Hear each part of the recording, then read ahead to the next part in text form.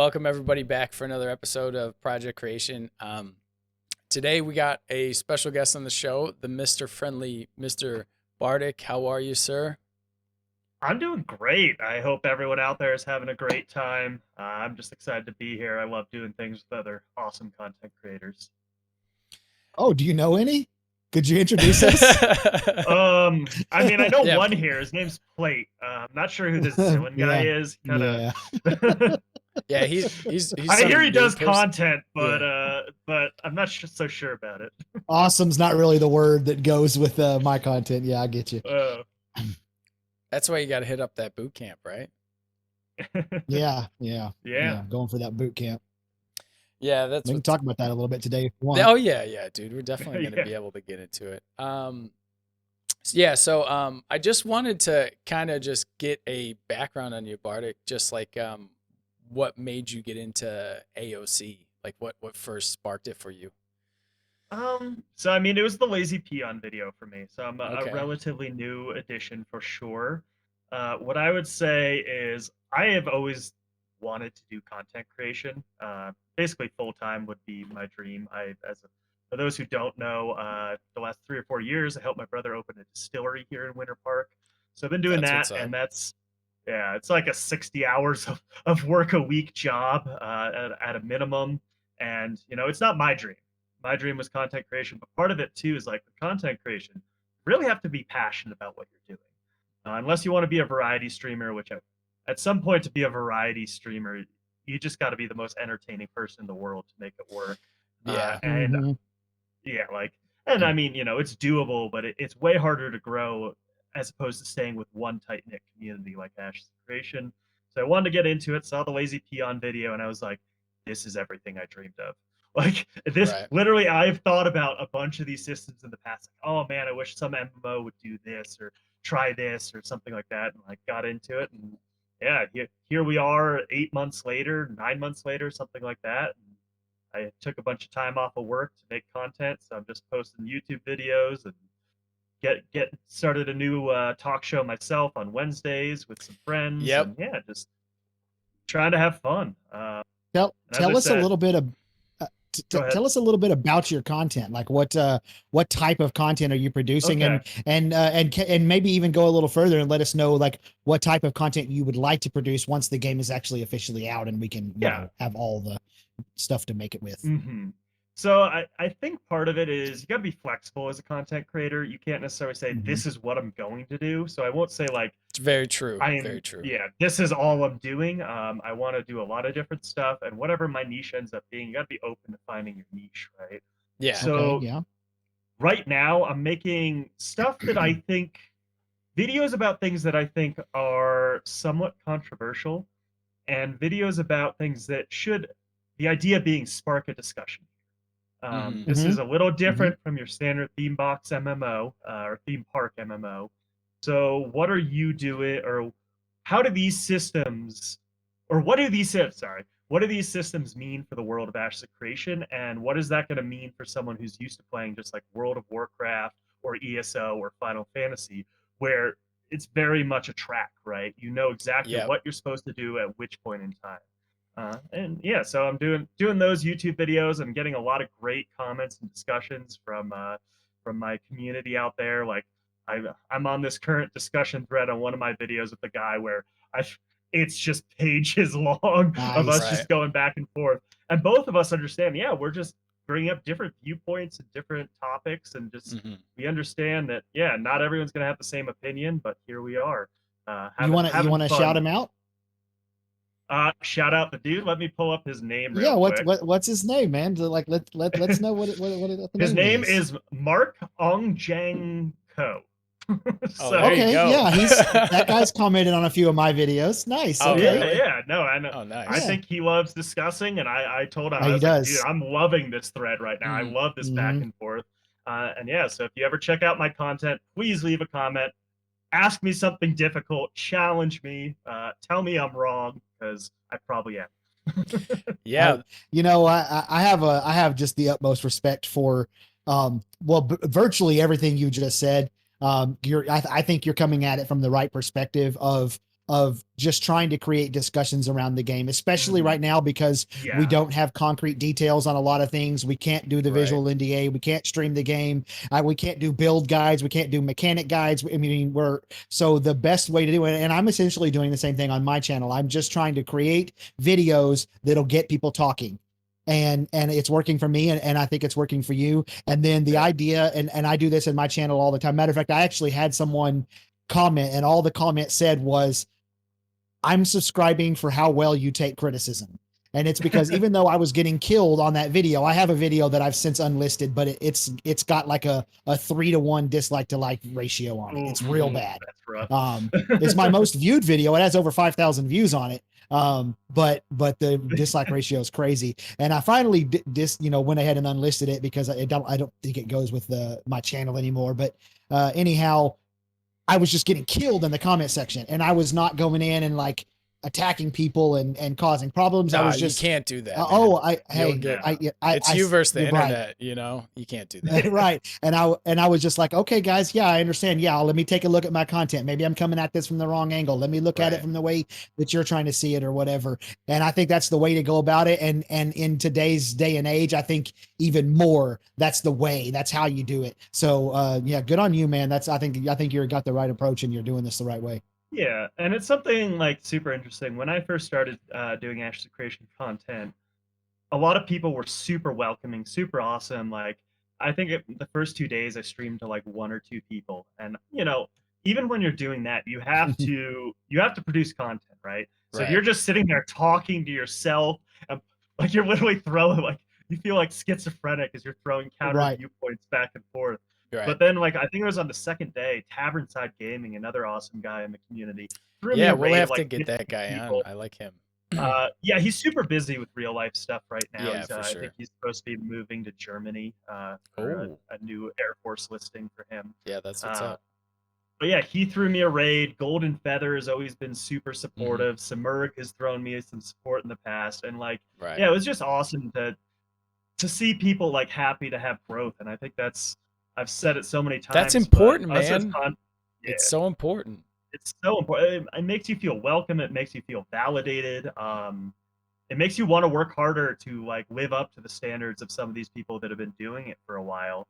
And I think that's something we need to keep fostering in the community. Is we all grow together, we all support each other. Mhm. Go out there and watch each other's videos. I mean, you don't have to watch it all, right? But get No. the gist of it and throw a like and leave a little comment or something like that. So yeah. Absolutely. Yeah, that's what's up, man. I think you definitely got the right approach on that. And using those Mhm. heavy hitter questions in the community, man, that's going to drive a lot of traffic for you, which is always fun, you know? Like I Yeah. think like majority of the time discussing MMOs and talking about MMOs, the majority of the fun is talking about them, you know? And Right. and since like a lot of us don't get to play it, we do since we're in alpha and stuff like that. But and it's great that we can talk about it. But I just love that, you know, even if it doesn't even exist in the game, and you guys go on that tangent like you were saying, I mean, dude, that just makes the game even more fun in my eyes, honestly. Yeah. Um, And that's go ahead. I've noticed that I've noticed some other creators for the game that have been, I don't really want to use the word complaining because I don't want to talk bad about people, but I mean, it's the only word I can really think of that have essentially been complaining about, clickbaity or clickbait-ish Mhm. titles, thumbnails, etc., or specifically just going out there and talking about controversial issues to get views. And they're complaining about this stuff and then simultaneously complaining that other creators get more views than them. And I'm going, can you not like do that math right there? There's like a 1 + 1 = 2 mathematical equation that you're not doing right there, and it's like you can have a clickbaity title, but then the content of the video not be as inflammatory as the title itself. The title is just Yeah. what gets you to click. And unfortunately, that's the world we live in. That's what gets you to click. And so I think you're right doing it the right way. Just talk about more controversial stuff. So I think clickbait has a super negative connotation. There's nothing wrong Mhm. with drawing attention to your video as long as you're not misrepresenting the video, right? That's what I There's think too. nothing wrong. Yes. Yeah. as long as it is a part of the discussion, even if it's the controversial part of the discussion that you only briefly touch on, there's nothing wrong with getting the click as well, because and then letting your content speak for itself, right? Exactly. As long as you're doing exactly. like decent content, there's nothing wrong with putting a little bit of a controversial title, getting a good thumbnail in there that's more like it's gonna draw views. I mean, it's just Right. part of life in general, right? Mhm. Unfortunately, the loudest person often gets the most attention. It's Yeah. just That's it's part exactly of it. right. Play the game, but not too crazy, right? Don't Yeah. don't Yeah, that's misrepresent. I have a video. Okay, it's the same video I was talking about earlier, and the title was very, very clickbaity. Well, okay, I don't think it was clickbaity. I talked about exactly in the video It's clickbait. what the title said. It's clickbait. Well, but to me, that's not clickbait. No, Like but I mean, Here's the titled thing. the video and talked about exactly what is in the video. Clickbait to me is whenever you don't talk about usually at all what the title says. And then a lot of people would yeah, would that's true. stop it and Misrepresentation of it. yeah, Mhm. and a lot I of would people say would it's stop it and still be like, "Go ahead." I was gonna say it's still clickbait. It's just the idea of clickbait. It's not always a bad thing to do clickbait, as I said, unless you're misrepresenting yourself. And I think it's fun. Like it still is clickbait, in my opinion, but there's nothing wrong about it personally. Well, nothing wrong about it. What made Yeah. me really laugh was there was a lot of people that would come in the comments and type in, clickbait trash, stop with the clickbait titles or whatever. And I'm like, you clicked on it. You gave me the view You already. you are causing the problem, which you are complaining. Yeah. So that made me laugh But- really hard. But I've So kind of gotten so away from that style of content.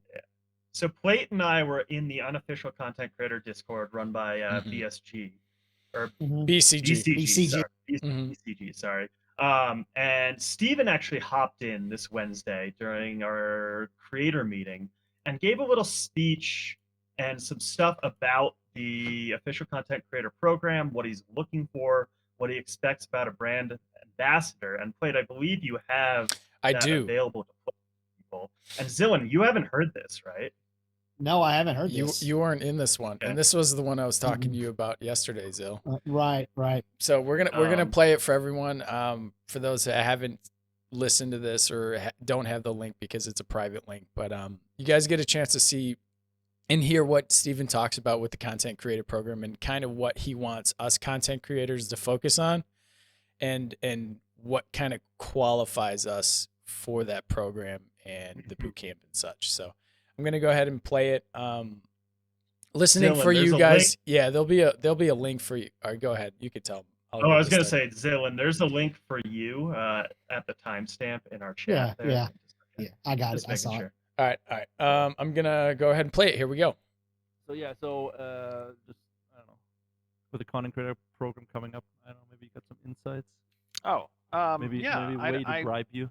I, for the most part, have taken Turn my it up, hands off like- of that process just because my hands are so full with other things. But as far as I understand, Margaret and the community team are supposed to be getting through those relatively soon here.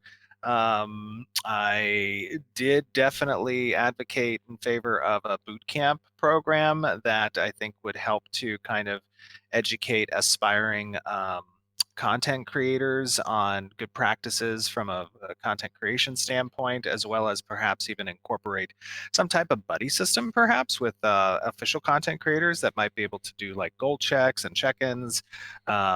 This would automatically queue up individuals who are part of the bootcamp program to be reevaluated at certain points of time, continuing through the development process. If I were to say like what objectives are of a content creator, it's like twofold in my opinion. One is to educate your audiences on what Ashes of Creation is, where it's at in the process.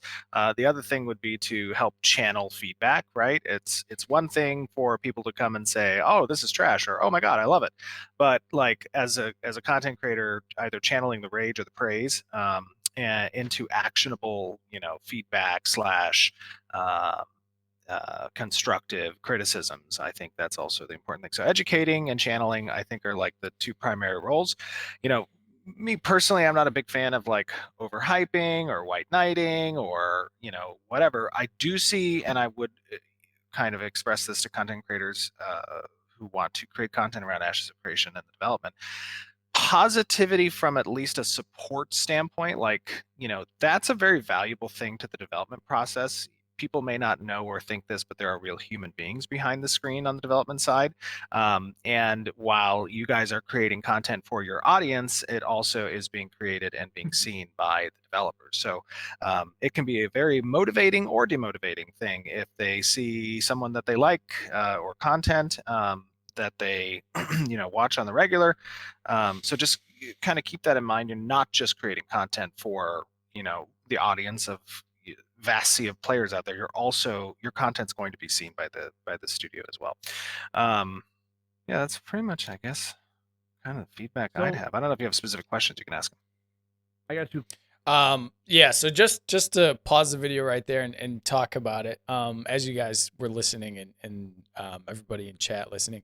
So Stephen really wants us to focus majority on not necessarily white knighting the game, but offering a support to the people behind the project in the project itself, because there's a lot of flack in the community and there's a lot of flack in the internet per se on MMOs surviving and dying in systems and what it takes to actually create the game, and they want us to mainly just give us our honest feedback and in a constructive way where we're not bashing them completely, or we actually have some sort of solution or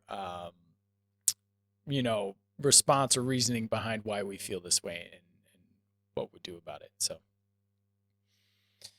Yeah, that's a very interesting approach to it. I wish I had been there to hear all that live. And I actually showed up to that meeting. When I got there, there was like 6 people still there. Vertec was gone, Plate was gone, Mazriel was gone. It was pretty much just BCG, Jalon, me, and a couple other people. And what was being said at that point didn't seem like it was very productive. And so I was wondering, but I had to take my wife to, she has to go get injections in her eye, like literally a shot in her eyeball every couple of weeks. And we're trying to take care of a situation. Hopefully that's going to end soon. But anyway, so I missed the first of it. And so I wish I'd been there. That would have been interesting to be in the channel with Stephen and hear as that went down. Were people responding much to him in that, or was that just he talked and then he talked, and then we asked him some questions. We can go ahead and play it if you guys still want to listen to it. But it goes for another like 20 minutes. So I mean, no, we can listen. We can listen to that personally. That's Yeah. fine. yeah, that's. I fine. mean, I think that's enough to get the gist of it. He's basically saying, he says it at some point in the video, like, you can still make content for Ashes of Creation, but if you want to be an official content creator, you are a brand ambassador. You are representing this company. We're not going to give you a bunch of benefits if you're not, providing support to us back, right? And he said it. There's nothing wrong with criticism, but like, there's nothing wrong with saying I don't like this, but then phrase it like, okay, but we can move on. If there's nothing you can do about what you don't like, then just move on. Like, say, yes, I didn't like this. It's unfortunate it happened. We're going to move on. If it's something you can actually change, like, balancing things or game systems, that's stuff that's changeable. There's nothing wrong with saying, I don't like this because of this, this, and this. Now let's say we're going to do it, or now propose a possible solution or how you'd like to see it better. It's when you get emotional and you just react emotionally and get mad at things and are toxic versus are you productive with your criticism? Like, yes, we all know now that we had to cancel Friday's test. We got in for 15 minutes. The servers crashed. It sucks. I wasn't happy. I wanted to test. Yeah. But that's part of testing and being like, yes, it sucks. But that's what Stephen has said. Don't spend $500 to play a game. You're spending $500 to test. This stuff To is test. expected. And he says Right. this over and over and over Yeah. again because he knows you have to reiterate it that many times to the Uh-huh. public so they get it. They understand. And they still don't get it. And they still don't get it. They Yeah. still don't get I mean, Yeah. I would say most people Most do, people but do, there's still but- the occasional person that it's like, I make sure to say it like every third video. Mhm. If I can It's find a an way to work alpha, it into the guys. content Yeah. to be like, dude, don't buy this game if Yeah. you're not wanting to test. Yeah, don't buy It's it. not worth Yeah. $500 to get into the game a few months earlier and Yeah. have to put up with everything that the testers are putting up with. But what you should be doing is being infinitely thankful to the people who are putting up with this, who are helping, logging in and being there every day, knowing that their characters were wiped, the node progress was wiped. Today's test might be a bad build and it might go badly or whatever, Mhm. but we're doing that because we want the best possible end product. So yeah, I just reiterate that again. If you just want to play Ashes of Creation, buy the Alpha 2 or the Beta 1. Like, don't Right. buy the Alpha 1. That's not what it's for. It's for testing. Yeah. I would even I say, mean, yeah. say beta. Just go beta. Don't even Just go worry- beta, Yeah, that's don't even probably worry better. about Alpha 2. Just go beta. Alpha 2 is still going to be a mess. Mhm. I mean, not a mess. No, but it like, will be, yeah, but yeah. it's at the very least they're On a talking bigger about scale. having My words. continuously. Yeah, at the very least they're talking about continuously having the server accessible, even if it's going to be a mess and there's going to be bugs and whatever. Like right now, you would pay $500 and you get to play for like 4 hours a week. Mhm. Yeah. And one of those weeks the server might crash in 15 minutes and you don't get to play at all that week. Yep. So that's why I'm saying, like, at the very least Alpha 2, but Beta 1 is probably a better option. But by then the game will be pretty much playable and you'll get to actually play early. Yeah. And then there's value in that because it's going to be such a hyper competitive game, and the people who get out the gate faster on launch are going to have a immeasurable advantage over Yeah. others. Having an So- idea of how the system works, what node you want to live in, all that stuff, could be advantageous for you.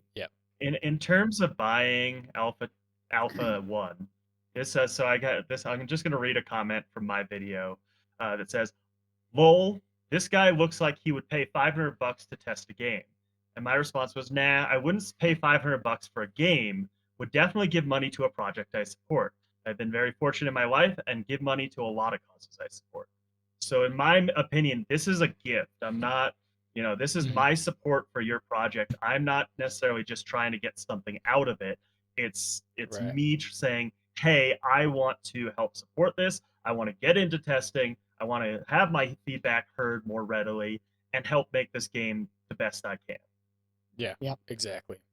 And that's the right approach. I mean, there's just no question about that. Um, And I look at it the same way. I look at it as an investment because I'm like you. I'm trying to become a full-time content creator, There is and that and too. I have, for better or for worse, whatever, I've attached myself to this game in that pursuit. And so it was a no-brainer for me. I went to the wife and said, "Hey, look, months and months and months ago, they're talking about, there's rumors and it's starting to swirl and there's enough smoke that I think there's fire. I think they're going to really, resell this package. And so we need to be prepared for it." And we got ourselves prepared for it, and boom, on day, had a couple of good friends throw me a bunch of money, and that helped too. But, Nice. That's what's Yeah. up. Def's Not Paco says, "I'm waiting for the full game to be released before getting it. I'll let you guys do the test for me." Yeah, Hey, man. Yeah, Keep it that's up. fine. That's totally that's fine. exactly what you should do. Yep. That's perfect. It's good that you know where you're at. Plus, it's probably honestly a lot cheaper for you, anyways. Even the Mhm. people that are getting the beta, it's cheaper. Just so you save that money. You don't have to worry about it anyway. Have you seen Fire Night Gaming's breakdown of what it actually costs? Yeah.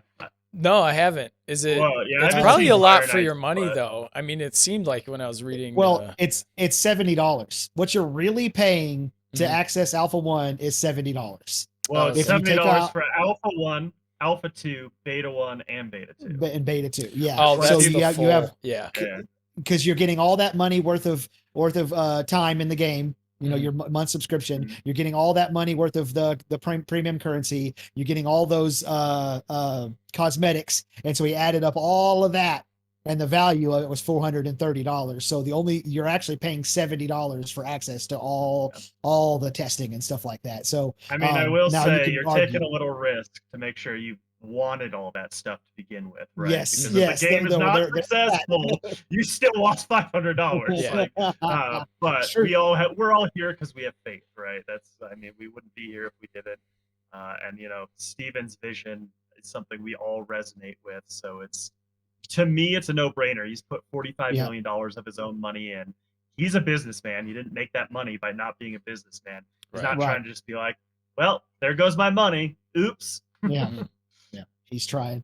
So Nanocores says, has there been any news if AOC will have APIs accessible to player developers, kind of like EVE Online does, and under no circumstances? They have Yes. said no add-ons at all under any circumstances. So no, you will not have access to the APIs. They do not want players to have access to tools that make the game easier, auto crafters and stuff like that, that other players don't have access to. So the answer to that is no, and from Yeah. what I understand, never will be.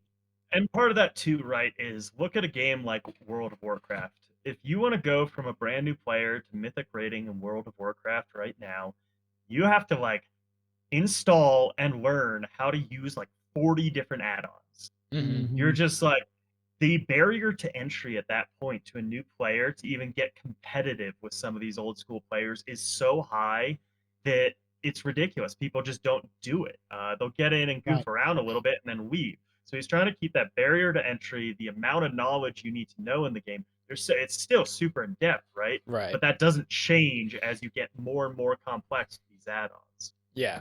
Yeah. Yeah. I agree. really hope that never comes. I mean, I could see maybe UI interfaces that they can make, but even then, like if the game can't produce a great UI, I mean, it's 2021, man. You got to be able to produce everything that's good, You cannot release an MMO in 2021 and not have every single UI element changeable, scalable, movable, removable, Modular, etc. Like that's all that stuff. Yeah. completely modular. That's if you do that, then you're sinking yourself.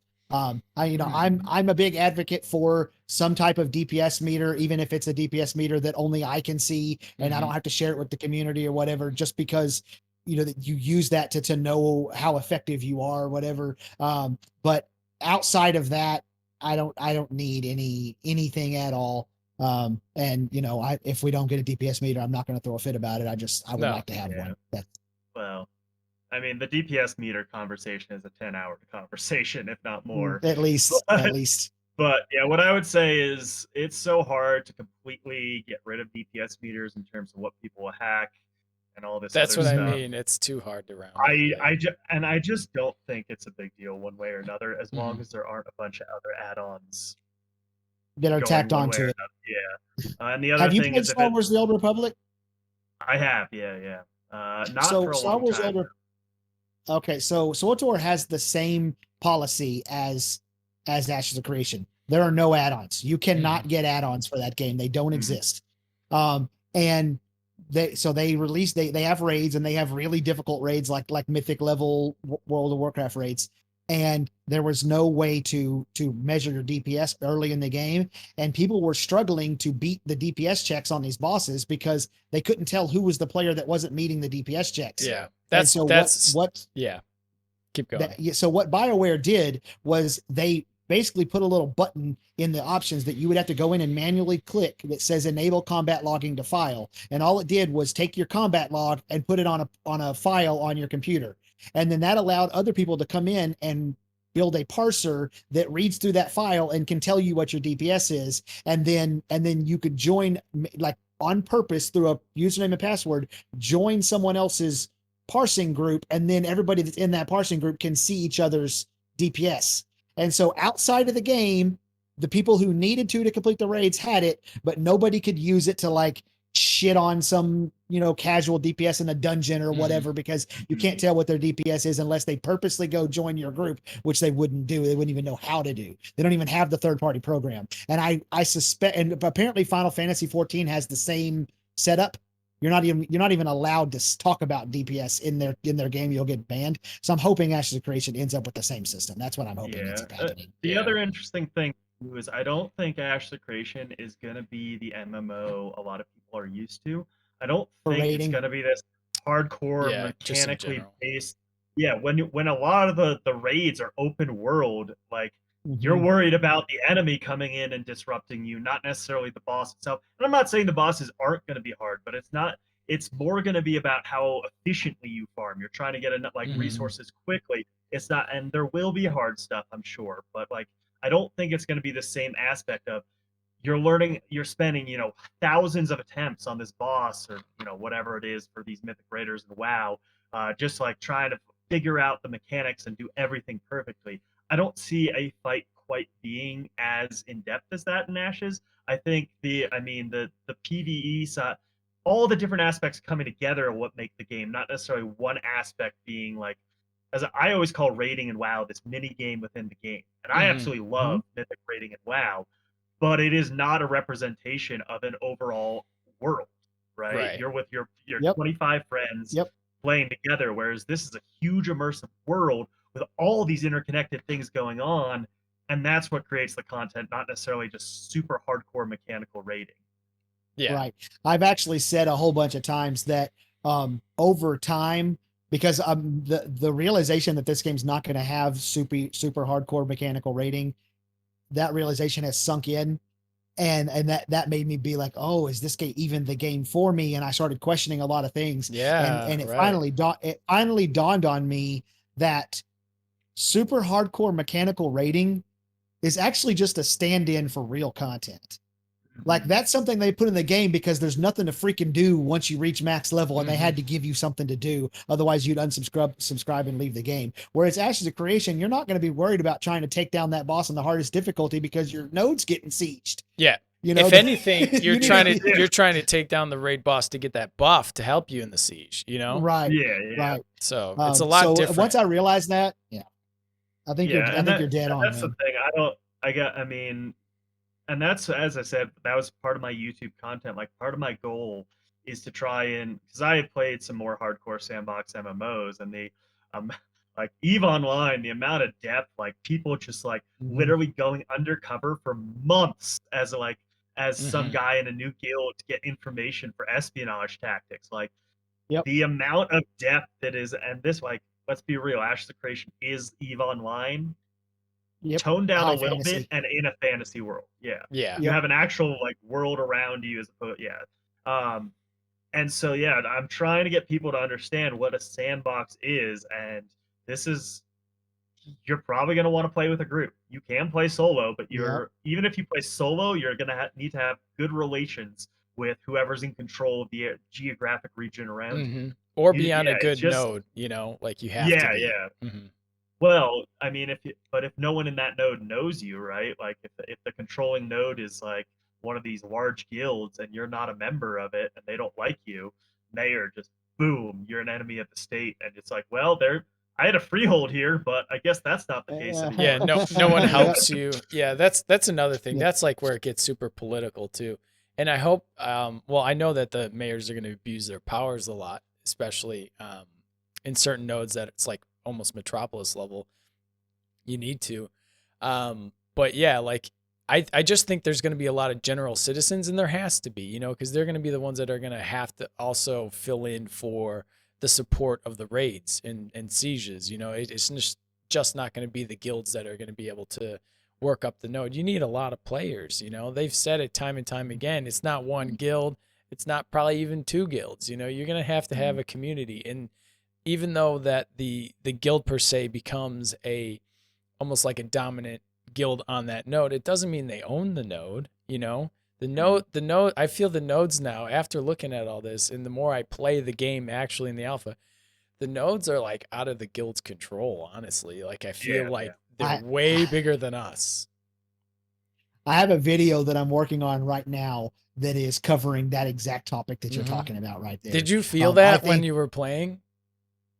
yes, So yes, and as I've gone on, I've started to feel it even more. And Hmm. I think that guilds are they got this backwards. People are thinking that they're going to use their guild to go build their nodes, and it's the opposite is true. What's going to end up happening is you're going to use your node to build your guilds. it's gonna go Yeah, it's both crazy. ways. So I do Yeah. want to confirm, when I'm talking about a guild, I'm talking about a gaming organization, not a guild in game. Because with the max Yeah. players in game is 300, and that's if you're 300. foregoing some other benefits. So what I actually see, like, I don't know if you've ever played EVE Online, but they have guilds that are well over 10,000 members.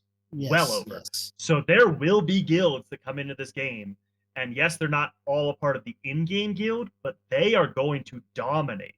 Now let's look at Asmongold with his 50,000 viewers. He can come into a server and completely take over that server. Right. So there is potential for guilds to dominate a server, but when you're talking about your average size gaming community, you're not gonna, you're talking about a node before the guild. On another note, though, something to be very aware of is server health, right? You don't want to play on a server where everyone is in the same faction. That just gets boring. Mm-hmm. Right. Like you're just gonna be like, why? You'll play, you'll be like, we dominated this server, and then you'll be like, 3 months later, like, why are we even playing again? Okay, Yeah. You just let's move described on. Arc. Yeah. That's what happens on all the Arc official servers. Mhm. It's like, why did we even bother dominating it? Like, Mhm, so, and that was mhm. my goal joining a guild. I wanted a slightly smaller guild. I wanted a guild that was big enough to throw some weight around, but not so big they just dominate everything. Because then I get bored and I have no content to create. Right. Yeah. Yeah. Right. And you need the political intrigue, I feel, in order to really sell that as the the tensions and the conflict plays out in real time. Like even if some guild sabotages another guild on the node, and now they're at a node war when they were at an alliance 2 weeks ago, it's just like that's the game. And a lot of people might not get that, but that's the game. And as sad as you might see your node go and whatnot, but man, I just live for that thrill, and I really hope that the dominating guilds, or the dominating guild per se, kind of sees that and almost helps the tension grow.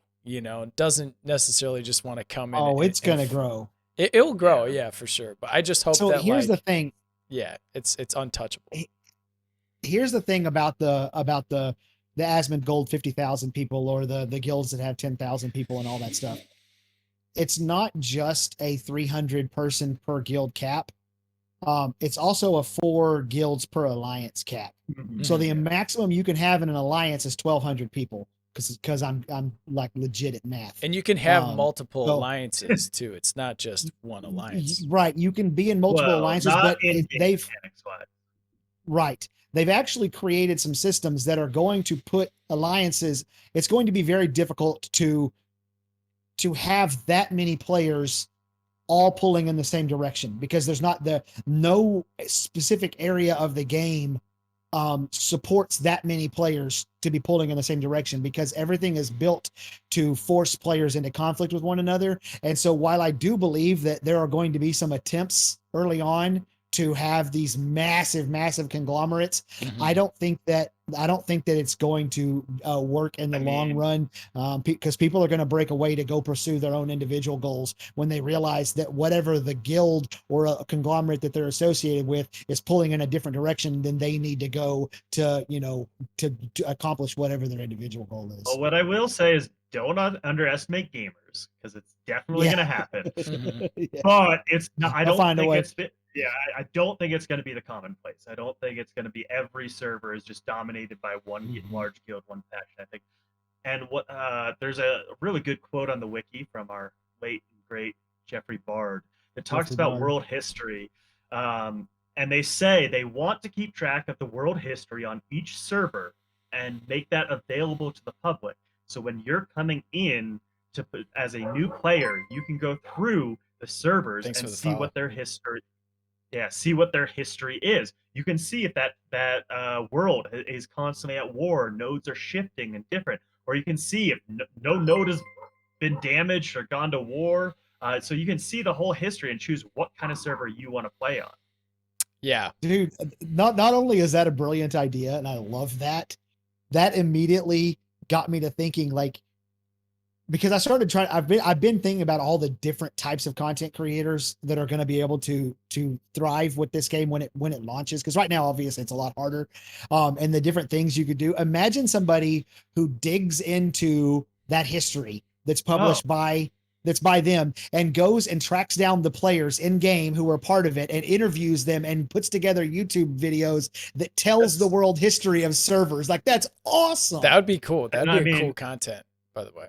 Yeah, you also That's know cool about content the idea. recording process, right? Mhm. That Steven is planning to have, where Mhm. basically you can record certain events and things like that, and it'll record like basically what's going on in the server itself, and you can go back later with basically like a drone and just like go around and look at Capture- anything that's yeah. happening. Mm-hmm. Like Steven has thought about this. Like he understands how close a relationship to being able to produce good content Mm-hmm. and how successful your game is. Game is Like good. Yeah. those are like It's hand, a like, one-to-one fingers parallel for hand sure. in hand, I guess.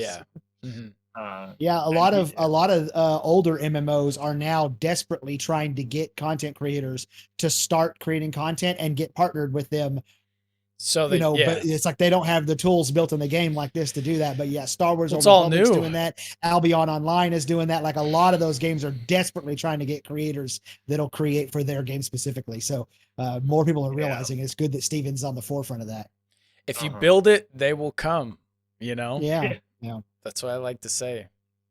Make MMOs great again. Make MMOs great again. And then this brings me to this next question. My wife wanted me to ask this for you guys. She always gets on my back. She says, "Why is this game so important?" So why do you guys think Ooh. this game is so important to you? Bardic, I'll let you go on that It's one. a heavy question, but I mean, I It's, haven't I mean, I haven't I've- answered my wife, by the I'm way. just I mean, trying I to got put an a- easy answer to it.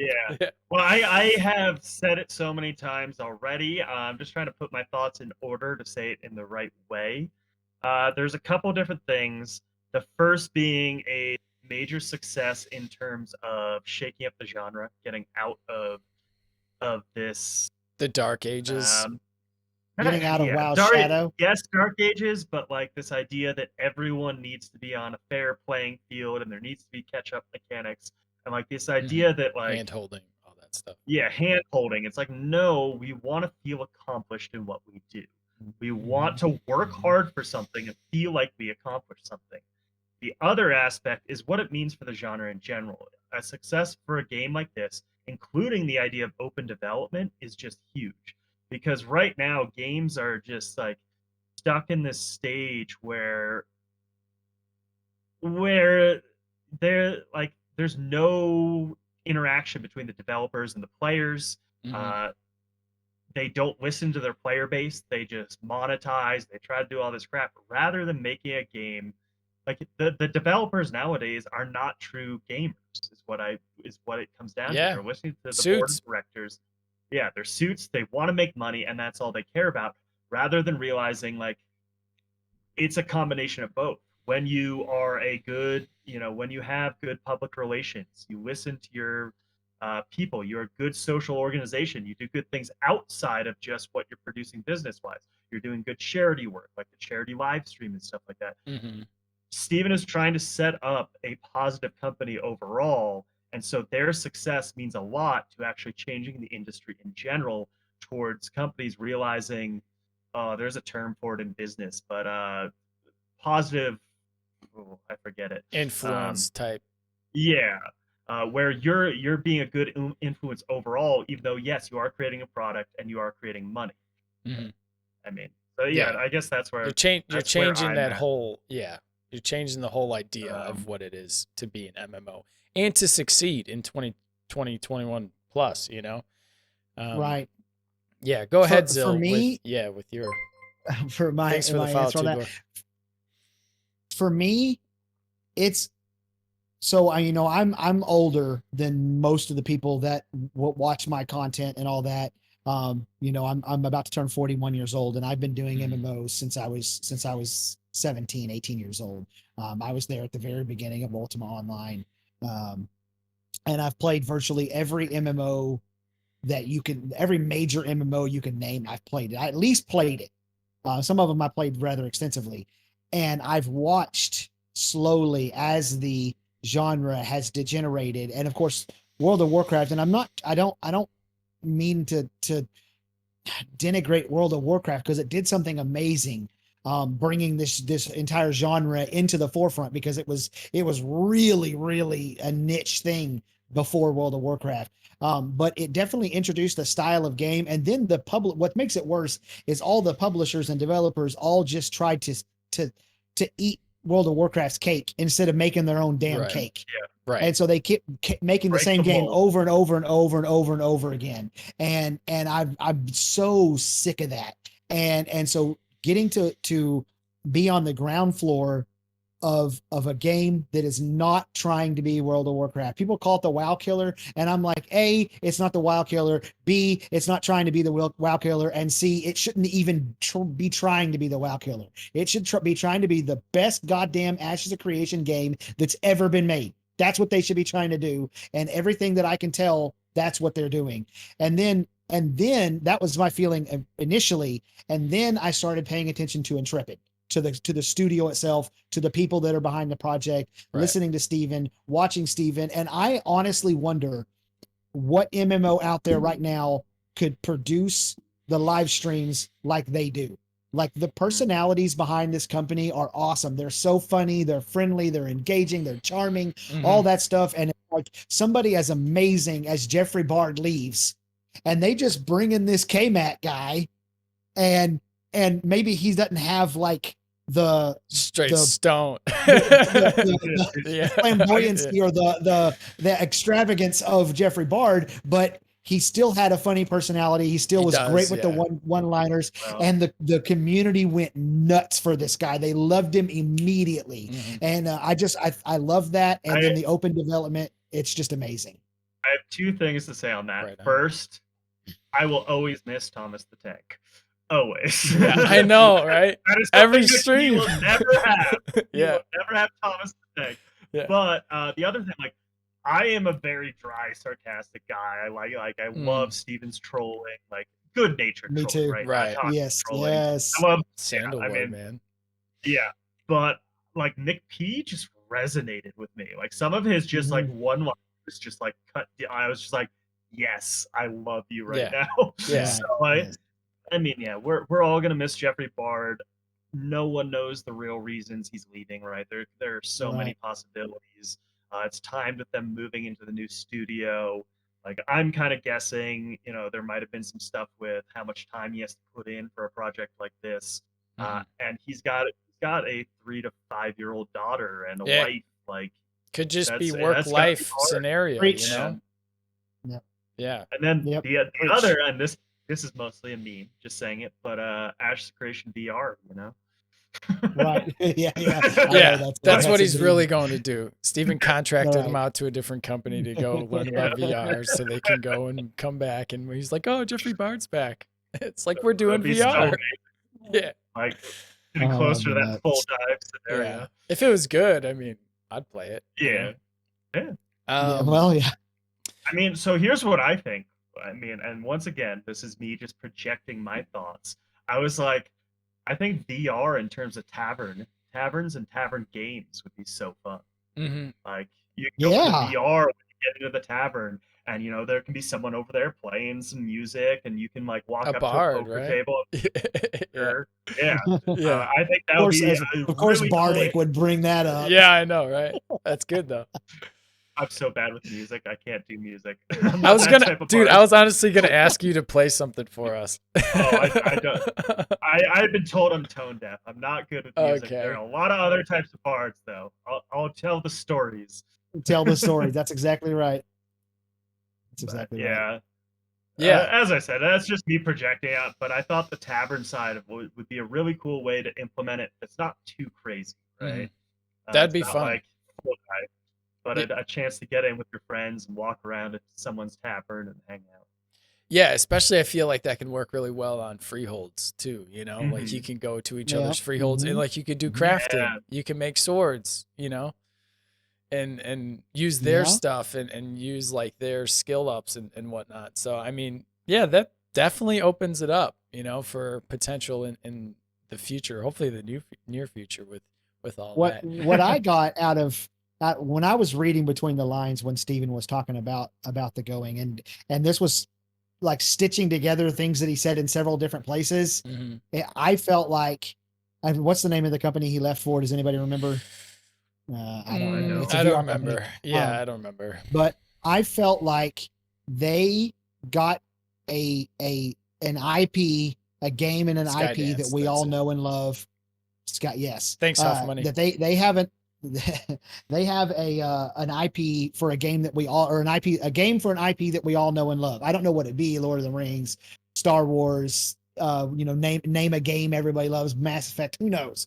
But they got a contract to make a game like that, and he left because A, VR is his passion, and B, this is going to be a huge announcement. And Steven kind of danced around that without saying it. He was kind of saying, like, be on the lookout for a major announcement from them at some point. And so that's kind of what I felt like happened, was Okay. just Yeah. that it was a too good to pass up situation. And I don't know about you guys, but I have been offered this is the offer and you need to take it right now or it's going to someone else.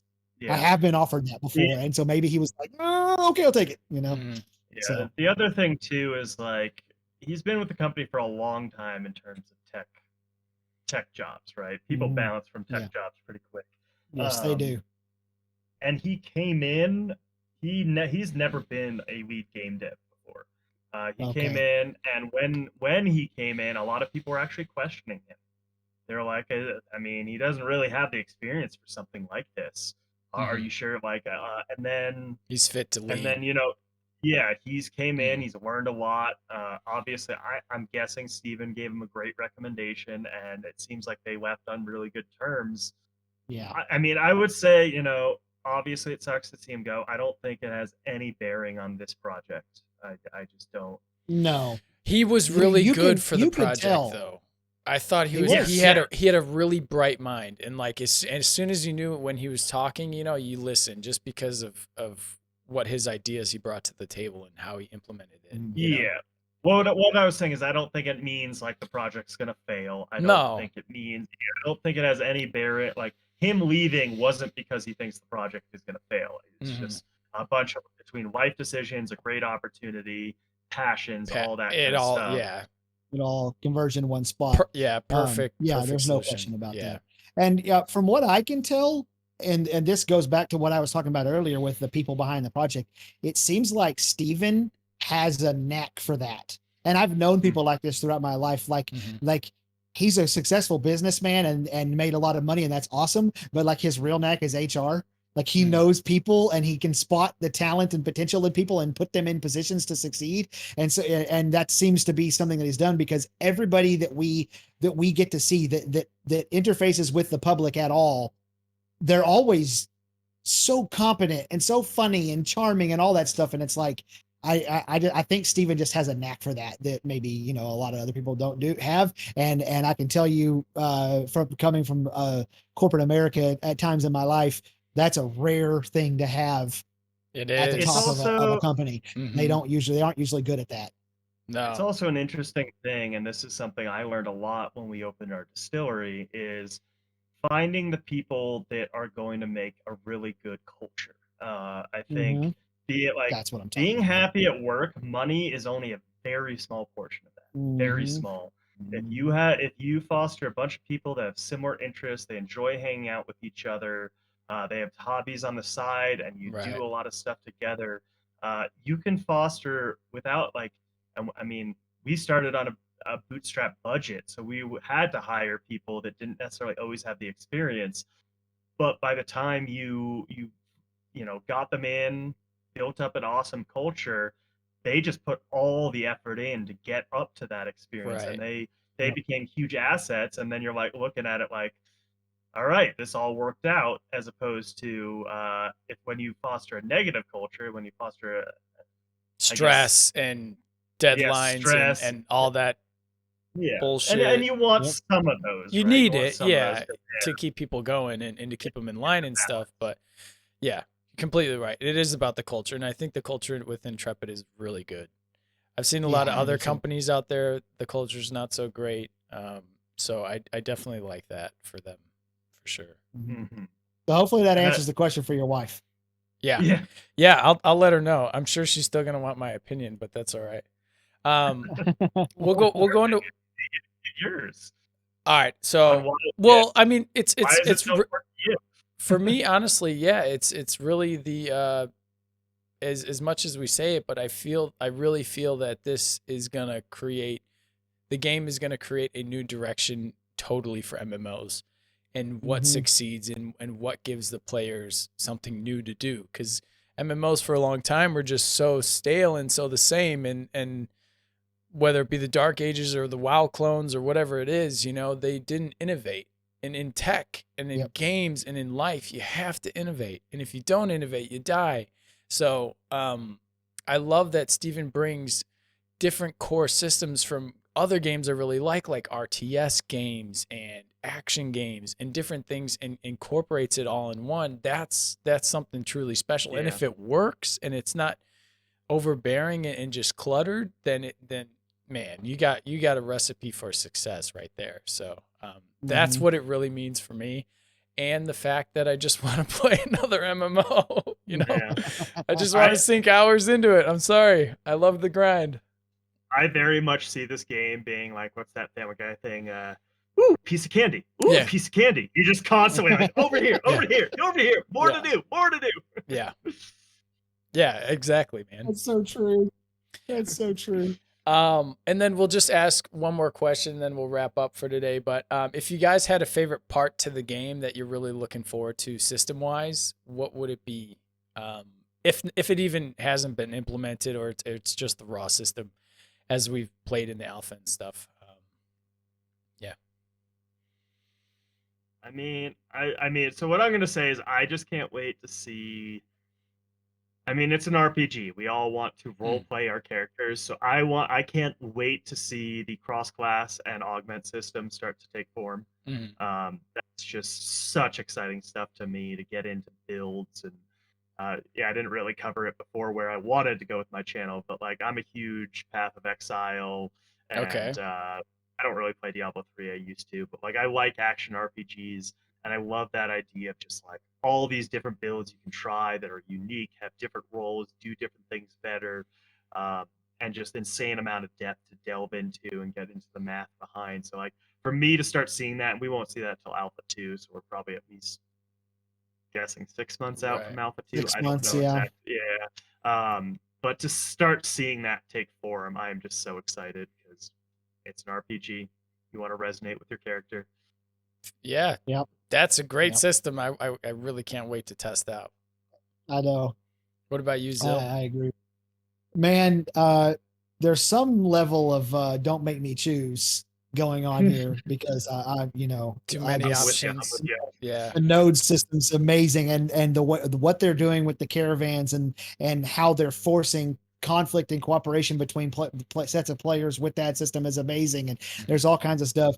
And what's interesting is as time has gone on, the system that I found the most interest in is the other side of what Bardic is talking about, because I am like all in on this crafting and how the Oh, yeah. crafting is going to be used to complete these builds that you're talking about with the augments and your subclasses Right. and stuff. Mhm. And so that's where I'm really interested in is how much is the crafter going to be able to influence or impact your ability on the field, or your ability with specific skills, or to round out the synergization that you have going on with the synergization. That's not a word. It's just synergy, moron. Dude, I Um, like that. I like that word. We're gonna make it a word.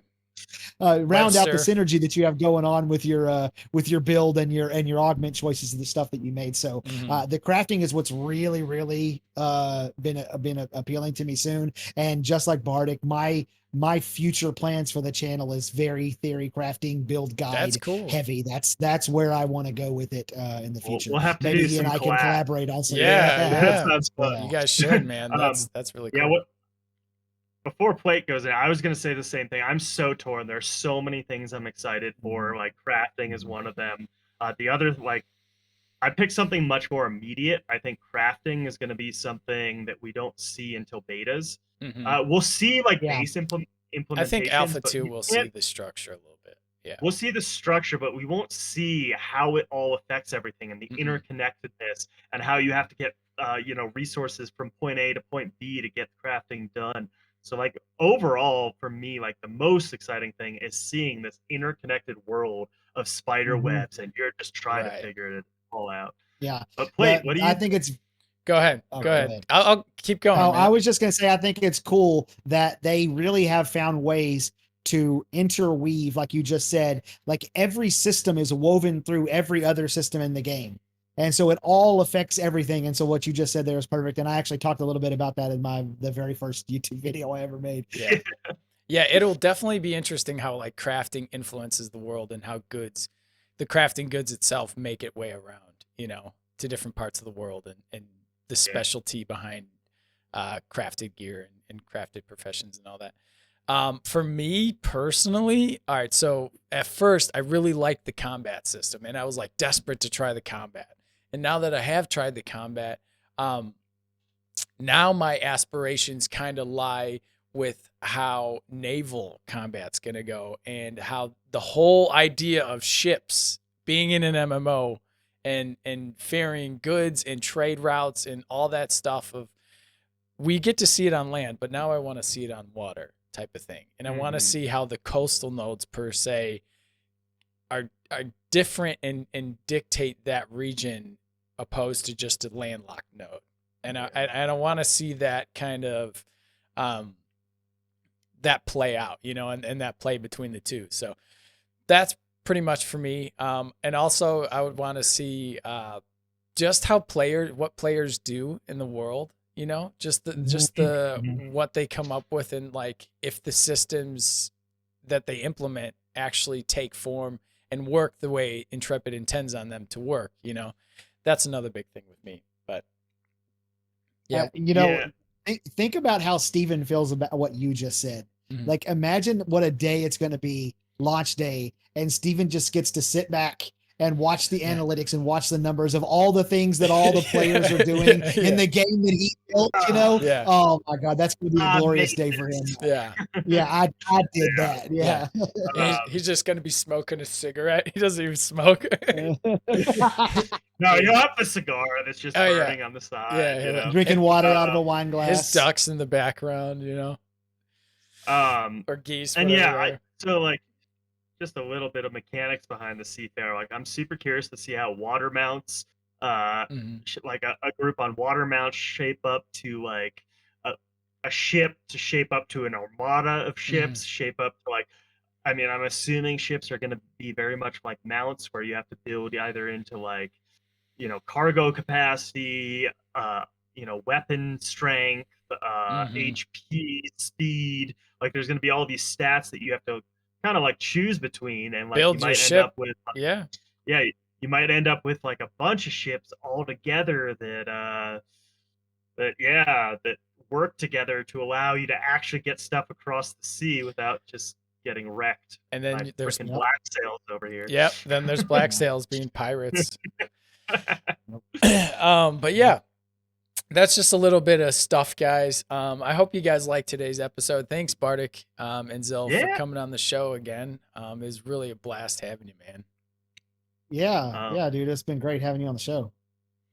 I was gonna say, if you guys want to raid someone, Joe with Gaming is streaming Ashes of Creation right now. He's really old school guy, just started to come back. But he's been around for like three years or something like that.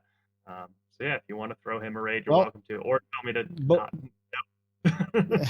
Yeah. Before we do that, shout out your socials and your YouTube and let people know what you do and all that. Yeah, can I post the link? Yeah, post the link. You got a new show coming out too, right? Yeah, tell us about it. So I just posted my link. It's deleted. Nightbot. Yeah. Give me it. Just flick it to we'll Zil and he'll post it. Yeah, it's just my link tree. It's got everything. If you want to find me there, please throw me a follow, whatever. I'll be doing YouTube content. I got videos every Monday and Wednesday, mornings at 8 a.m. Pacific, or 7 a.m. Pacific releasing, 8 a.m. my time. On YouTube, I stream Ashes Creation on Twitch here and there. I'll be streaming a lot more once the visual NDA drops. But also on my channel, we've got a talk show we call Two Guys and a Bard, which is with some of my fellow awesome content creators, Super TCG and It's Fane, who are. I like Fane a lot. Yeah, Fane's awesome. He's my fellow guildmate in Axiom. Shout out to Axiom if you're looking for a guild. Yeah, we're there you go. Shout out always for you guys. recruiting. Yeah, always recruiting, and yeah, we're laid back. You can come in and play as much or as little as you want, play how you want. We're just, I mean, we're open to pretty much anyone, but what we do want is active guild members in the community overall. And yeah, so check me out. And huge shout out to you guys. Thanks for having me Yeah, on. man, it's been awesome. As I said, I love my philosophy is just do things with lots of people, have fun. Biggest thing is if you're making content and not having fun with it, just stop. Yeah, exactly. You stop. That's right. Yeah, That's right. that's the main thing is have fun and create good content. You know, that's what creates good content anyways. But yeah, Mhm. awesome having you on the show, guys. Please go ahead, follow us on our socials down below. Links to Twitter will help you guys get the newest updated information on when we go live and such like that. You can check out our YouTube channel. If you guys go over there, we'd like to appreciate the follow and the likes over there. I usually put out the videos. I hope to do it within like a day or two after the actual stream. So go ahead, check us out there. I know. Don't worry, I'm bad I'm with in that schedule. same boat. I'm like, I'm gonna get it out now, and I'm like, fuck, I Yeah. gotta get to this. Yeah, it never goes according to plan. I'll say that. But Yeah. yeah, thank you guys again for coming, and we'll see you later.